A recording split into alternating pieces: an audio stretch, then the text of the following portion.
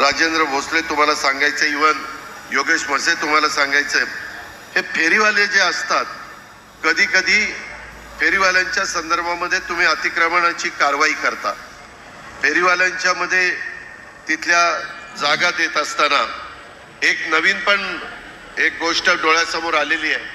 जसं आम्ही माजी सैनिकांना करामध्ये जशी सवलत दिलेली आहे, तसं आमच्या दिव्यांगांचा मिळकत कर जो आहे त्याच्यामध्ये देखील 50% सवलत दिली गेली पाहिजे. तो प्रस्ताव तुमच्या हातात नाही, पण तुम्ही मुंबईला पाठवा. नगरविकास खात्याचे मंत्री आमचे एकनाथराव शिंदे, आणि वेळ पडली तर त्याला कॅबिनेटची मान्यता घ्यावी लागेल, परंतु आम्ही जरूर ती घेऊ, कारण ह्या घटकाला देखील ती मदत मिळाली पाहिजे.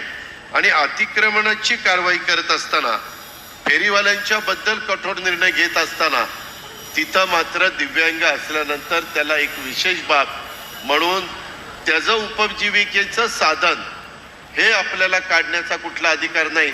जो धडधाकट आहे तो दुसरीकडे जाईल, कुठंतरी काहीतरी तो उभं राहण्याचा प्रयत्न करील, परंतु आपल्या एवढ्या मोठ्या महानगरपालिकेत ओपन स्पेस असते, आणखीन काही वेगवेगळ्या गोष्टी असतात. राजेंद्रजी, तुमच्या पण पुणे मनपामध्ये आणि माझ्या पिंपरी चिंचवड मनपामध्ये ह्या गोष्टीला मात्र आपण थोडंसं एक चांगल्या प्रकारचं एक माणुसकीच्या नात्याने त्याच्यामध्ये लक्ष घालावं, आणि तिथं कुठल्याही प्रकारची अडचण येऊन देऊ नका, अशा प्रकारची माझी त्यांना सूचना आहे. मी असं सांगतो म्हणून दिव्यांगांनी पण कुठंही स्टॉल बिल टाकू नका, म्हणजे आपण मिळून एकमेकाला सहकार्य करू. आपल्या शहराचा बकालपणा पण होता कामा नये, विद्रूप पण शहर दिसता कामा नये, पण तुमचाही धंदा झाला पाहिजे, तुमचाही व्यवसाय झाला पाहिजे. अशा पद्धतीनं दोन्ही कॉर्पोरेशनमध्ये, आणि योगेश म्हसे तुमच्या PMRDAच्या एरियामध्ये देखील आपण त्याबद्दलचं निर्णय घेतले पाहिजेत, आणि ते लवकर घेऊन मला सांगा की ते त्या दिवशी तुम्ही जाहीर केलेलं होतं त्याची अंमलबजावणी आता आम्ही केलेली आहे.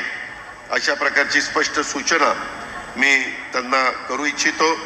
अधिक न बोलता मी पुन्हा एकदा पिंपरी चिंचवड महानगरपालिका तसंच हा सगळा कार्यक्रम पूर्णत्वाला नेण्याच्या दृष्टिकोनातनं आमचे श्रीयुत शशांक परांजपे असतील, बाकीचे आमचे सगळे सहकारी असतील, आमचं फाउंडेशन असेल, या सगळ्यांनाच मी मनापासून धन्यवाद देतो.